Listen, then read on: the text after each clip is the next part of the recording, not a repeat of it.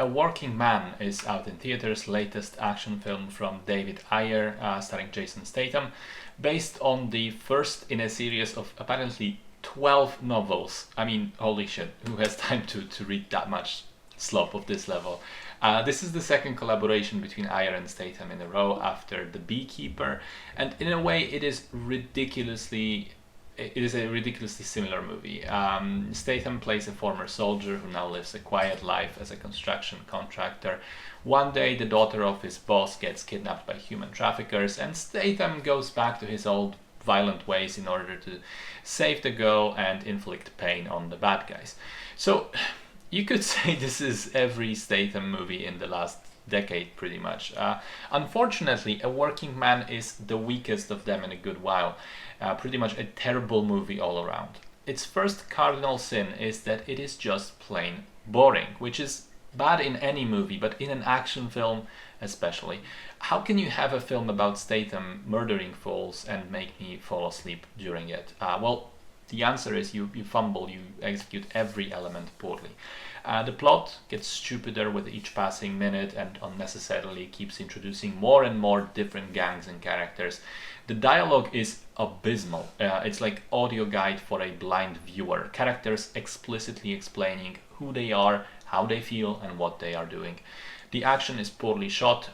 You mostly can barely see anything. The humor is non-existent. There are no funny one-liners, and the movie insists on taking itself very, very seriously. Which is strange because a movie like this works best when it acknowledges and embraces and leans into the silliness. And especially as the goons in this film have the most bizarre wardrobe, costumes I've seen in a while. It feels like they walked out of a Batman comic book. But again, they insist on being taken seriously.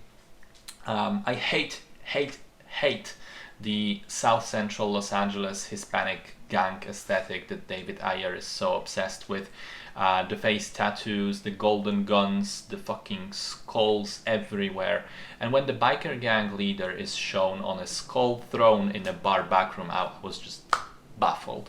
I think that the movie is also a good half hour too long, maybe even more. There are entire sections where I felt thoroughly bored and nothing cool was happening. There are also things in the film that are introduced and then go nowhere.